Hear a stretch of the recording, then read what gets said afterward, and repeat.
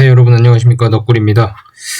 오늘 1월 7일 화요일, 수요일이죠. 이제 12시가 넘어서 수요일이네요. 늦은 밤 또 이렇게 영상을 올려드리게 됐습니다. 지난 영상에서 박땡현님 슈퍼 땡스 또 후원해 주셨고요. 너무 감사드립니다.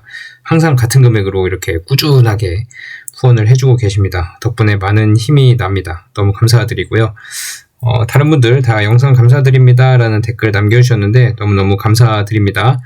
댓글 남겨주신 모든 분들 감사드리고 박땡현님 슈퍼땡스 특히나 더욱 감사드리겠습니다. 앞으로도 잘 부탁드리겠습니다. 오늘 영상은 제목을 좋은 소식, 나쁜 소식, 이상한 소식 이렇게 정해봤습니다. 소식이 딱 3가지 정도가 최근 소식이 있는데요. 뭐 좋은 소식도 있고요. 뭐 나쁜 소식이라고 할 것까지는 아닌데 뭐 나쁜 소식 비슷한 소식이 하나 있고 사실 뭐 제목 맞추려고 그렇게 얘기한 얘기일 수도 있고요. 이상한 소식이라고도 했는데 이상한 소식도 뭐 좋은 소식에 가까운 이상한 소식이라고 할 수 있겠죠. 네, 아무튼 제목을 이렇게 정해봤습니다. 한번 하나하나 차근차근 좀 봐보도록 할게요. 그 전에 이뮤노반트가 25.81%로 상승을 하고 있고 오늘 한올바이오파마는 46,600원 선에서 마무리를 했네요. 거래량이 그렇게 많진 않았고요. 어제 급등에 이은 차익 실현 매물 소화 정도가 될 것 같습니다.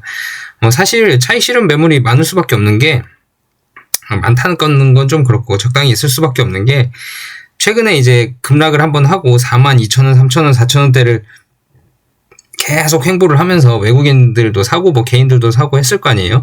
대부분은 외국인이 다 물량을 가져갔지만 개인들도 일부 물량을 좀 가져간 부분이 있을 겁니다. 충분히. 그래서 횡보한 주가 기간 동안에 사 모았던 사람들이 급등에 의한 차익 실현 매물이 좀 나왔던 것 같고요.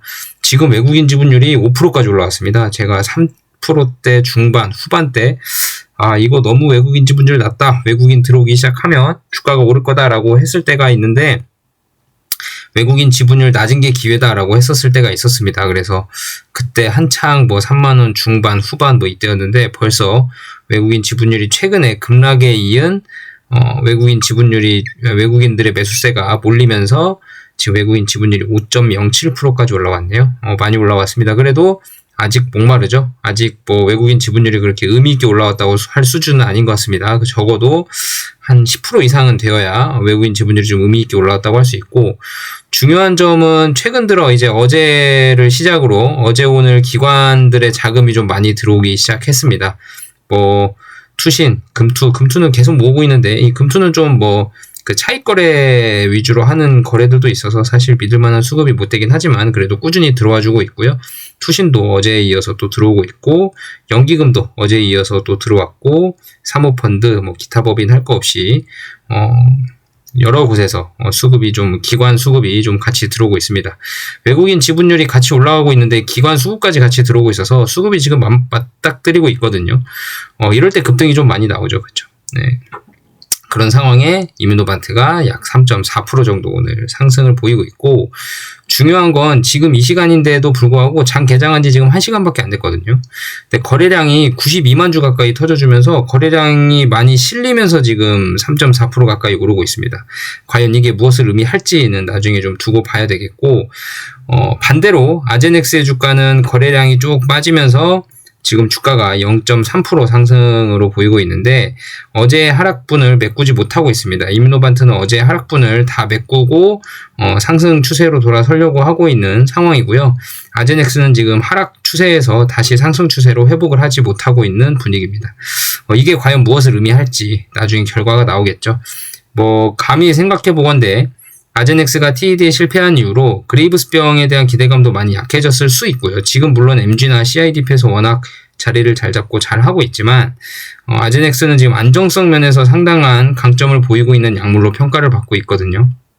비브가르트라는 약물이 그렇게 평가를 받고 있는데 이뮤노반트도 아이메로프로바트의 안정성까지 더해지고 있는 상황이라서 베스트 인 클래스, FcRn 저해제 계열 내에서 베스트 인 클래스를 노리고 있는 후발주자 중에 한 명입니다.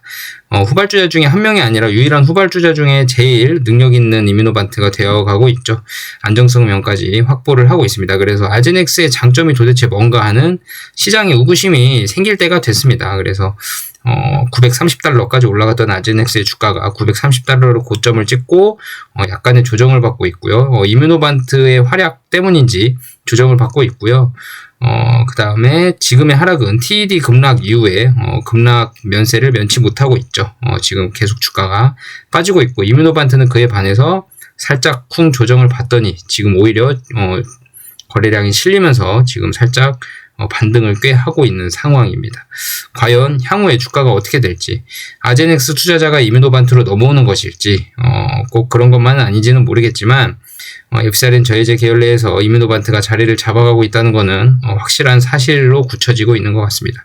결국은 한올바이오파마의 기업 가치가 올라가고 있다, 이렇게 해석을 해도 무리가 없겠죠.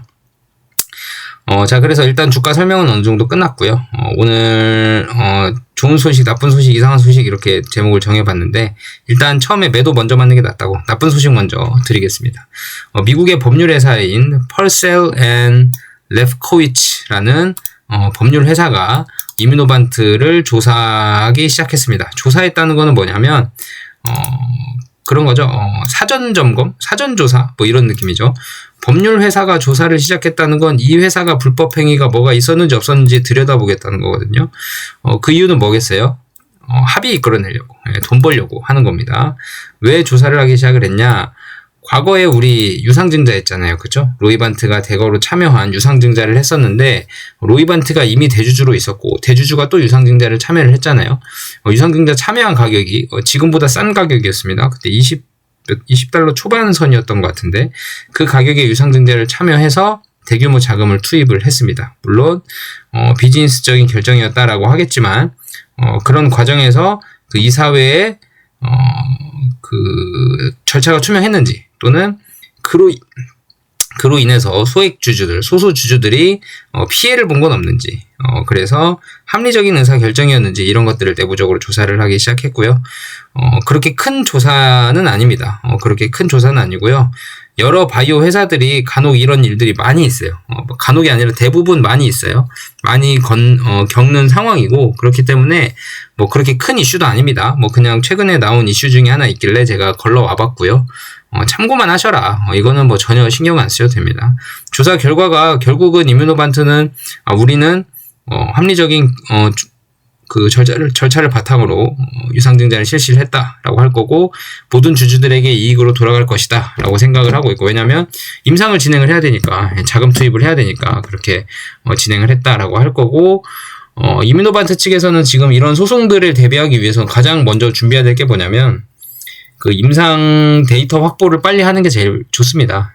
긍정적인 임상 데이터를 빨리 확보를 해야 이런 소송 면에서 우리 보세요, 임상 잘 나왔잖아요. 우리 이렇게 잘 나올 줄 알고 가능성이 높아 보여서 주주들한테 얼른 손을 벌리고 얼른 그 대주주들한테 자금을 수여를 해서 임상을 최대한 신속하게 진행하기 위해서 자금을 긴급하게 수여를 받았다. 우리 임상 데이터 봐봐라. 우리 꿀릴 게 뭐가 있냐. 잘 나왔다. 라는 걸 증명을 해버리면 사실 주주들의 피해가 있었다는 사실이 쏙 들어가게 되죠. 그렇죠? 왜냐하면 주가가 오를 거니까. 그렇기 때문에 이뮤노반트 입장에서는 이 법률 회사 같은 이런 소송들에 대비하기 위해서는 정확하고 빠른 임상 데이터 결과를 뽑아내는 게 가장 확실한 대응 방법입니다. 그래서 뭐 이거를 이제 나쁜 소식이라고 제가 뽑아서 가져왔는데, 사실 나쁜 소식이라고 하기도 좀 그렇죠. 덕분에 데이터가 또 빨리 나올 수도 있어요. 뭐 사실 로이반트나 이뮤노반트 입장에서는 이런 소송 신경도 안 쓸 겁니다. 워낙 법률 회사들이 그런 뭔가 그 꼬투리를 잡기 위해서 뭐 특허 분쟁하는 회사들도 있잖아요. 그 IT 기업들 중에서는. 그런 것처럼 그런 꼬투리, 알테오젠 같은 것도 지금 할로자임이 꼬투리 잡고 있잖아요. 그럼 꼬투리 잡기 위해서 지금 하고 있는 회사들이 너무 많아서 이뮤노반트나 로이반트는 눈 깜짝도 안 할 겁니다. 여러분들도 신경 안 쓰셔도 될 것 같아요. 그 다음에 이제 이상한 소식을 한번 갖고 와봤습니다. 존슨앤존슨이 SLE 치료제 전신성 홍반성 루푸스, 이름이 좀 비슷하죠? 이뮤노반트가 하고 있는 건 CLE입니다. CLE, 피부 홍반성 루푸스고요. 존슨앤존슨은 전신성 홍반성 루푸스입니다. 물론 환자군은 전신성 홍반성 루푸스가 더 많아요. 환자군은. 근데 그만큼 경쟁도 치열합니다. 다른 계열의 치료제들이 또 나와 있는 것들이 있고요. FcRN이 치고 들어갈 시장도 있긴 있을 겁니다만 다른 기전을 가진 치료제들이 진출을 많이 해 있는 상황입니다. 환자 수가 많으니까 그럴 수밖에 없겠죠. 아무튼 전신성 홍반성 루푸스 치료를 위한 실험적 약물 니포칼리맙 많이 들어보셨죠? 저희의 경쟁 약물. 그러니까 같은 기전을 가진 FcRN 저해제입니다. 니포칼리맙의 이 비상 자스민 연구에서 긍정적인 데이터 결과를 발표를 했습니다. 이건 기사를 제가 컨트롤 C, 컨트롤 V에서 가져온 거고요. 한번 읽어보겠습니다. 대규모였네요. 228명이나 진행을 했네요. 위약 대비 24주 차에 SRI-4 복합 반응을 달성하는 주요 평가 지표를 충족했습니다. 이런 SRI 복합 반응이라는 뭔가 지표가 있나 봐요. 그런 지표를, 주요 지표를 달성하는 효과를 거뒀고요. 228명이라고 하는 숫자는 뭘까요? 왜 이렇게 많이 했을까요? 그렇죠. 임상 이 비상에서 유효성 있는 데이터, 그러니까 P-밸류를 확실히 가져가기 위해서 인원을 대규모로 늘렸죠. 그러니까 존슨앤존슨 같은 경우는 돈이 많은 회사잖아요. 그러니까 대규모 임상을 통해서 P-밸류를 확실히 P-밸류 값을 얻어서 임상 성공을 한 통계적 유의성을 제대로 확보하는 그래서 이 연구는 또한 스테로이드 감소 효과의 가능성을 나타내는 지표를 포함한 주요 2차 및 탐색적 평가 지표도 충족했습니다. 니포칼리맙은 이전 이상 연구와 일관된 안정성 프로필을 보여줬으며 새로운 안정성 신호는 확인되지 않았습니다. 그러니까 부작용도 예전과 동일했다. 이러한 결과를 바탕으로 SLE에 대한 니포칼리맙의 3상 프로그램 시작할 거고요. 회사는 전 세계적으로 약 300만에서 500만 명, 미국에서는 45만 명 에게 영향을 미칠 것으로 추정되는 SLE에서 FcRN 차단제, 저해제, 실험치료의 첫 긍정적 결과를 나타낸다고 밝혔습니다. 니포칼리맙은 FcRN을 차단하고 순환하는 면역글로불린 G, IgG라고 하죠. 항체 수준을 감소시키도록 설계되었습니다. FDA 유럽의약품청으로부터 여러 규제를 지정을 받았으며 여기에 다양한 정증에 대한 신속 심사 지정과 특정 질병에 대한 혁신 치료제 지정이 포함됩니다. SLE를 앓고 있는 많은 사람들이 장기적인 스테로이드 사용과 관련된 합병증에도 직면하고 있어서 현재 치료 접근법의 한계를 강조하고 있습니다. 라고 존슨앤존슨 이노베이티브 메디신의 질병 영역 책임자인 레너드 L. 드래곤이 말했습니다. 라고 언급이 되어 있고요.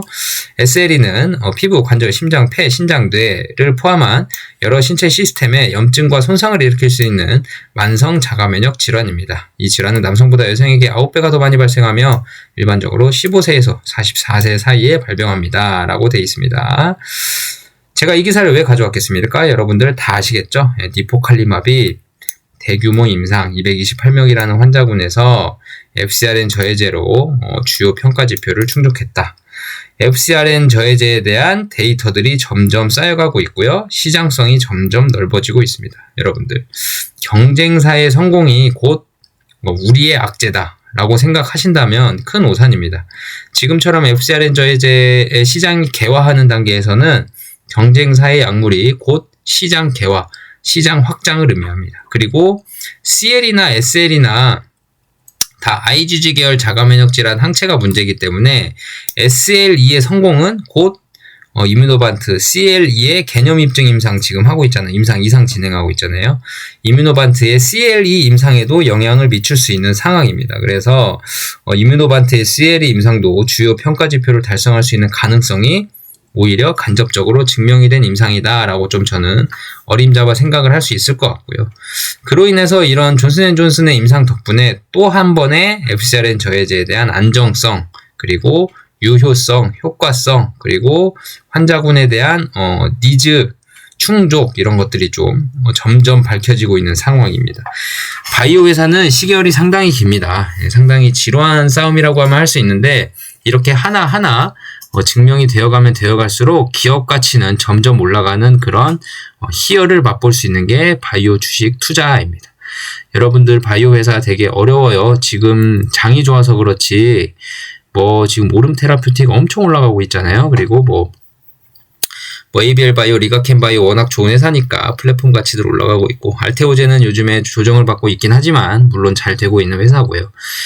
이렇듯 좋은 회사들이 지금 하나둘 나오고 있어서 그렇지 상당히 쉬운 투자가 아닙니다. 세상에 쉬운 투자가 어디 있겠습니까? 그렇죠?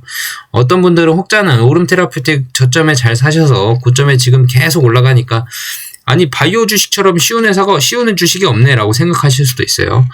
다른 주식, 바이오 주식 공부 열심히 해놓고 한번 사보세요. 상당히 어렵습니다. 그리고 시계열이 상당히 길고요. 지금 코스피에 물이 들어오고 있고 바이오 기업들이 좋은 회사들이 나오면서 바이오 투심 회복이 많이 돼서 그렇지 바이오 투심 한번 꺾이기 시작하면 하락이 무섭습니다. 기대감으로 올라갔던 종목들이기 때문에 대부분이 기대감으로 올라갔던 종목들이기 때문에 상당히 어려운 주식 중에 하나가 바이오 주식입니다. 그리고 금리의 영향을 너무 많이 받기도 하고요. 그래서 절대 쉬운 투자 아닙니다. 여러분들 다른 종목도 마찬가지고 주식에 쉬운 게 어디 있겠습니까? 그죠? 쉬웠으면 돈 다 벌었겠죠. 제가 이런 걸 말씀드리는 이유는 이런 거 저런 거 기사 보고 좋네 하고 그냥 무심결에 사는, 그러니까 아무거나 사도 오른다는 장이기 때문에 아무거나 사는 그런 습관이 들면 나중에 이제 따고 하면 시드가 불어나 있을 거 아니에요? 그 돈을 한 방에 넣었을 때 큰 돈을 잃을 수 있습니다. 그러니까 항상 조심히 투자하시되 공부 꾸준히 하시고, 이번 니포칼리맙의 이슈가 사실 저는 FcRn 저해제에 대해서 시장 확장력에 대해서 한 번 더 입증이 되는 상황이 왔다. 그러니까 자가면역 질환에서 두루두루 쓰일 수 있는 치료제가 FcRn 저해제로 각광을 받고 있는 시즌이 이제 얼마 남지 않았다. 질병 확장력이 점점 입증이 되고 있다라는 상황으로 보여지고요. 그리고 뚜렷한 기존에는 뚜렷한 반응이 나타나는구나라는 합리적인 그런 반사이익, 반사지식 같은 것도 얻을 수 있는 상황이 되었습니다. 이게 이상한 소식이라고 들고 와봤고요. 이제 좋은 소식이 하나 남았죠. 좋은 소식은 여러분들도 이제 다 기사로 접하셨겠지만, 울프 리서치에서 그레이브스병 잠재력에 대한 이 면역 항암제라고 배정되어 있는데 이게 이뮤노반트입니다. 이뮤노반트 주식 투자 의견 아웃퍼폼으로 상향 조정을 했다는 기사입니다. 한번 기사를 쭉 읽어볼까요? 울프 리서치가 이뮤노반트를 업그레이드했습니다. 그레이브스병 치료 잠재력에 대한 투자자들의 인식 개선 이후로 목표 주가 $50와 함께 피어퍼폼에서 아웃퍼폼으로, 피어퍼폼이면은 이제 또래 바이오 주식들보다 주식이랑 비슷하게 갈 거야 라고 피어퍼폼이라고 했었는데, 이제 아웃퍼폼, 얘는 성과가 더 좋을 거야 라고 투자 의견을 전환을 했습니다. 그리고 새로운 목표 가격은 현재 가격 $24.97, 어제 기준이거든요. 그리고 100% 상승한 것이며 $50를 주장을 했으니까요. 그리고 지난 6개월 동안 주가는 이미 47.3% 수익률로 강력한 모멘텀을 보이고 있습니다. 이 리서치 회사는 2025년 이뮤노반텍에는 촉매적으로 불활성이었지만, 그러니까 2025년에 모멘텀이 없었지만 이 얘기죠. 경쟁사인 아제넥스의 그레이브스병 시장 진출로 인해서 이 분야에 대한 투자자들의 인식이 높아져서 IMVT, 이뮤노반트 주식에 대한 더 높은 밸류에이션 바닥이 형성되었다고 지적했습니다. 단기적으로 뭐 어쩌고저쩌고 이건 넘어가고요.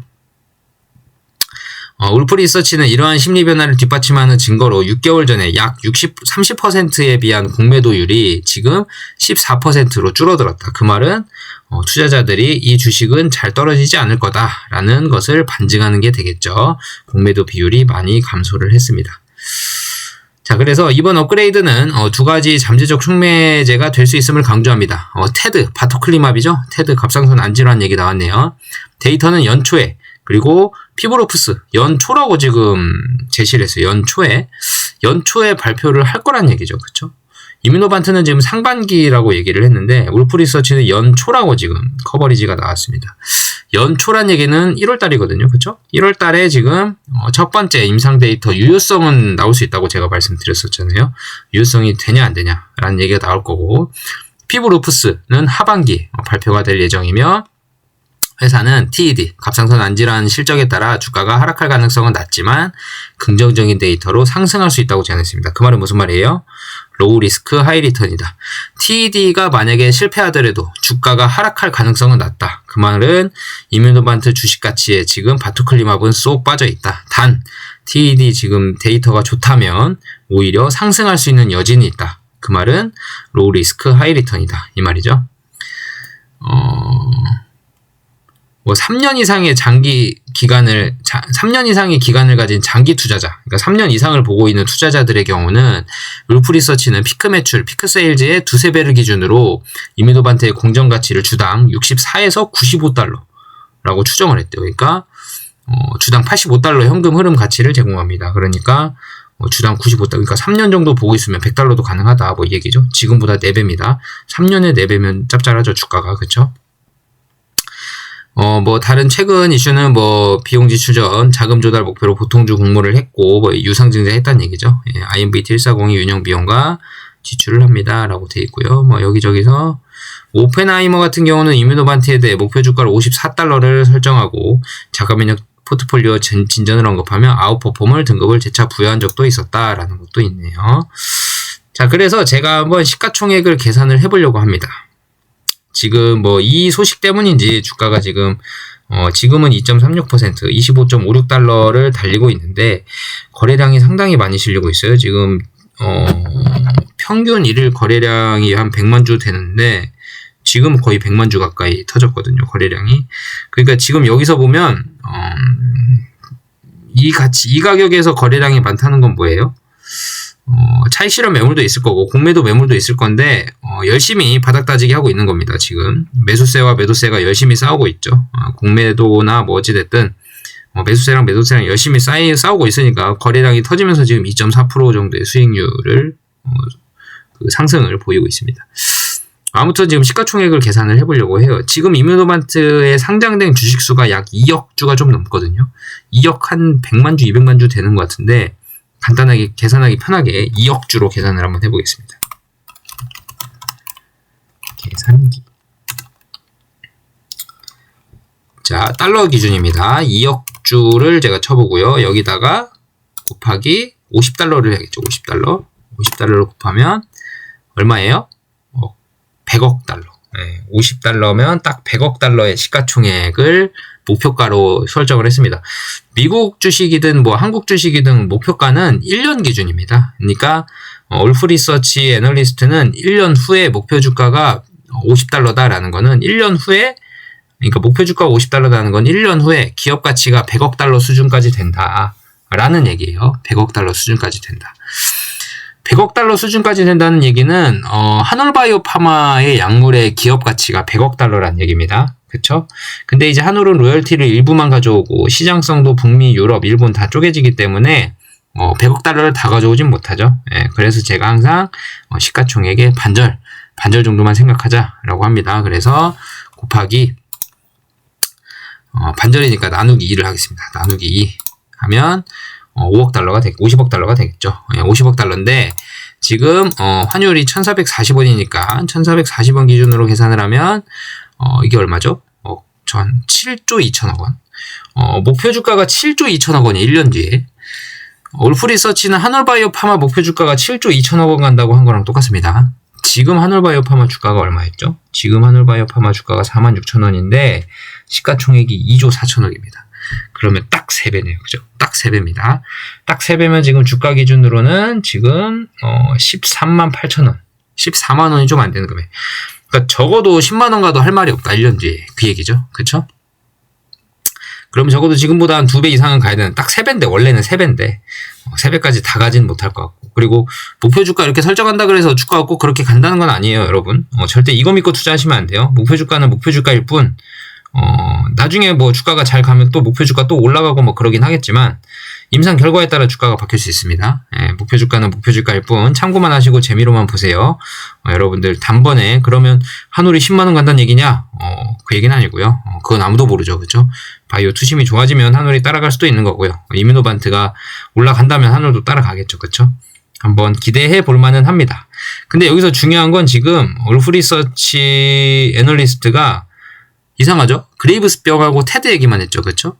지금 제가 엊그제 말씀드린 질환 뭐예요? 류마티스 관절염 치료제는 아직 얘기도 안 꺼냈죠. 그렇죠? 왜 얘기를 안 꺼냈을까요? 제 생각에는 류마티스 관절염 치료제를 지금 목표 주가에 산정을 하기에는 사실 불확실성이 너무 크다라고 좀 생각을 해요. 왜냐하면 제가 말씀드렸죠. 류마티스 관절염 치료제 상당히 어려운 임상입니다. 기존에 치료제들을 여러 개를 썼는데도 환자가 반응을 하지 않은 환자들 D2T-RA 환자들이라고 하잖아요. D2T-RA 환자들을 대상으로 하고 있는 임상이기 때문에 지금까지 나온 치료제 수개의 치료제가 다 안 드는 환자들이거든요. 그럼 뭔가 이유가 있는 거죠. 그쵸? 그게 ACPA라는 항체가 양성이어서 그런 건지 아니면 다른 종합적인 발병 원인들이 있는 건지 그거가 밝혀지지 않은 상황에서 임상을 하기 때문에 류마티스 관절염 임상은 상당히 어려운 임상 중에 하나입니다. 그래서 그거를 기업 가치를 넣어서 계산을 하기에는 불확실성이 워낙 커서 그레이브스병 가지고만 얘기를 한 걸 거예요. 그레이브스병 가지고만 얘기를 해도 $50입니다. 테드 실패해도 가치에 반영되지 않는다 그랬죠. 성공하면 추가 요인 있습니다. 성공하면 목표 주가 더 올릴 거예요. 성공하면 추가 요인 있습니다. 로우 리스크 하이 리턴이라고 했죠.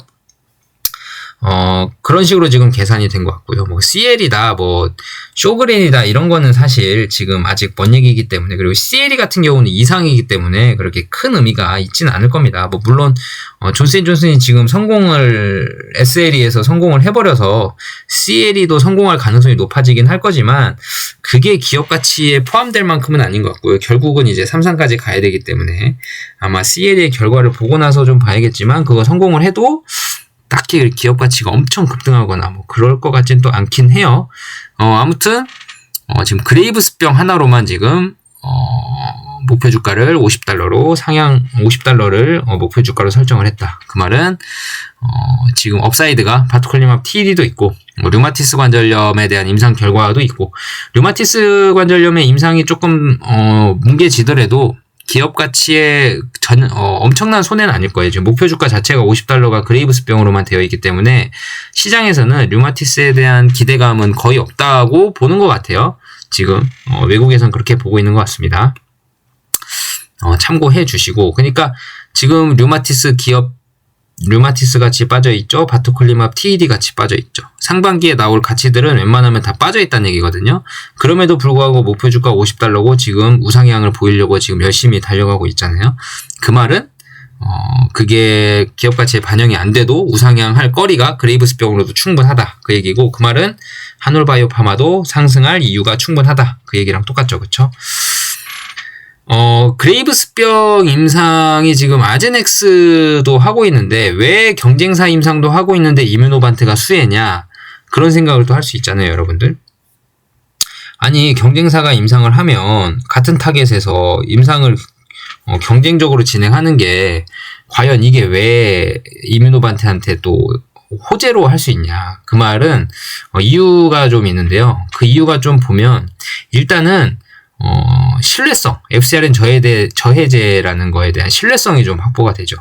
그러니까 새로운 기존의 약물이 처음 나올 때는 그 의료계에서는 좀 무슨 의구심을 가질 수 있냐면, 진짜 이 방식이 기존 치료제보다 또 안전하고 효과적일 수 있나? 라는 의구심을 좀 가질 수 있죠. 그쵸? 그래서 경쟁사가 이렇게 진입을 하게 되면 좀 시너지 효과가 나옵니다. 이뮤노반트랑 알제넥스는 좀 큰 회사잖아요. 그 큰 회사가 동시에 수천억 원 가까이 들여가지고 임상 3상을 또 진행한다는 것 자체가 치료법의 성공 가능성을 입증하는 또 강력한 증거가 될 수가 있죠. 그래서 경쟁자가 생기면 기전 자체가 그레이브스병의 또 표준 치료제로 인정받을 수도 있는 거고요. 그만큼 시장성이 크다는 걸 신뢰성, 그러니까 기전으로서 명확하다라는 신뢰성 확보가 또 경쟁사가 임상을 진행하면서 그런 신뢰성 확보가 또 될 수 있고요. 그 다음에 경쟁사 임상으로 또 만약에 아제넥스가 성공할지 실패할지 모르겠지만 제 생각에는 IgG 70% 이하 감소를 보이고 있기 때문에 아제넥스는 좀 쉽지 않을 겁니다. 예. 관해가 쉽지 않을 거예요. 이뮤노반트는 가능하다고 보여지는데 아제넥스는 좀 쉽지 않을 겁니다. 근데 일단은 뭐 둘 다 성공한다고 하면 그레이브스병에 대한 그 질환에 대한 인식이 조금 이제 의사들이나 아니면 제약사들이나 아니면 보험 관계자들이 그런 그레이브스병에 대한 치료제가 새롭게 나왔다는 그런 인식 자체가 제고될 수 있고요. 그 다음에 진단율이 좀 상승을 할 수 있어요. 그렇기 때문에 그 마케팅하기도 쉽죠. 그렇죠? 대형 제약사들이라면 마케팅하기도 쉽고요. 지금까지 보여지지 않은 잠재 환자들까지도 발굴이 가능할 수도 있습니다. 그리고 보험 쪽에서도 보면 그 보험 급여나 그 경쟁사까지 같이 임상을 하면 약가 결정할 때도 좀 유리할 수 있거든요. 그러니까 블록버스터가 되려면 그 미국 국가 의료보험이나 그 민간보험사가 약값을 지불을 해줘야 되거든요. 근데 이제 일부 그러니까 소형 제약사만 임상을 진행하고 있으면 이 질환이 그렇게 중요해? 할 수도 있는데, 다양한 제약사가 동시에 진행을 하게 되면 질환이 되게 중요한 질환이구나, 그러니까 이 시장이 크니까 다들 임상을 하는 거구나 라는 생각을 좀 보험사에서 가질 수 있죠. 그래서 여러 제약사가 경쟁적으로 이렇게 막 뛰어들게 시작하는 질환은 보건 당국 입장에서는 이 질환이 사회적으로 해결해야 될 중요한 이슈인가? 라고 판단하게 만드는 근거가 될 수 있습니다. 그래가지고 부험이나 약가 결정에서 좀 유리할 수 있고요. 또 한번 보면 뭐 그런 얘기가 있잖아요. 파도가 치면 바다에 있는 모든 배는 다 들어올려지죠. 그쵸? 이뮤노반트랑 아제넥스랑 경쟁적인 관계지만 또 한 번은 또 다르게 말하면 공생관계입니다. 엡시다인 저해제 계열 내에서. 그러니까 이뮤노반트는 강력한 효능과 안정성을 동시에 가지고 있고요. 아제넥스는 안정성 위주로 그걸 하겠죠. 그렇죠? 그렇기 때문에 환자 수들이 처방 수가 많아지면 이제 낙수 효과가 또 발생을 하잖아요. 그죠? 그러니까 두 회사 모두 이득이 될 수 있는 상황이 있습니다. 하지만 아제넥스는 과연 갑상선 암병증에서 실패를 한번 했기 때문에 과연 그레이브스병에서 성공을 할 수 있을지 좀 의문이긴 합니다만 글쎄요. 지켜봐야겠죠. 그쵸? 아무튼 오늘은 좋은 소식, 나쁜 소식, 이상한 소식이라고 제목을 정해봤는데 사실 그렇게 크게 좋은 소식은 좋은 소식으로 보여지는데 뭐 제가 주주라서 그런가요? 나쁜 소식은 나쁜 소식으로 안 보이고요. 이상한 소식도 좋은 소식으로 보이고요. 뭐 제 눈에는 색안경을 껴서 그런지 그렇게 보이긴 합니다. 아무튼 여러분들 앞으로 이제 갈 길이 멉니다. 장기적인 투자의 시작이고요. 그리고 분명히 그레이브스병에서 좋은 결과가 있다면 기업 가치는 상당한 상승을 보이게 될 겁니다. 여러분들 시간과의 싸움입니다. 제가 누누이 말씀드리죠. 공부했으면 그 회사가 좋은 회사인 줄 알았으면 투자는 엉덩이로 하는 겁니다. 누가 얼마나 열심히 모았고 오래 잘 들고 가느냐의 싸움입니다. 그게 곧 나의 수익률과 나의 노후를 결정을 하게 되는 거거든요.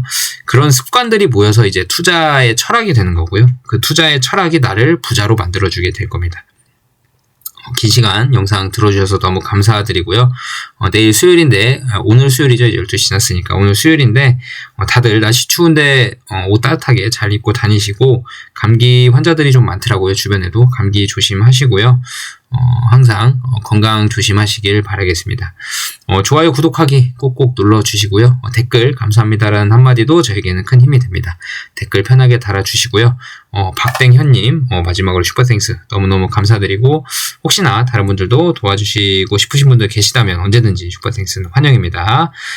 잘 부탁드리도록 하겠습니다. 영상 이것으로 마치겠습니다. 감사합니다.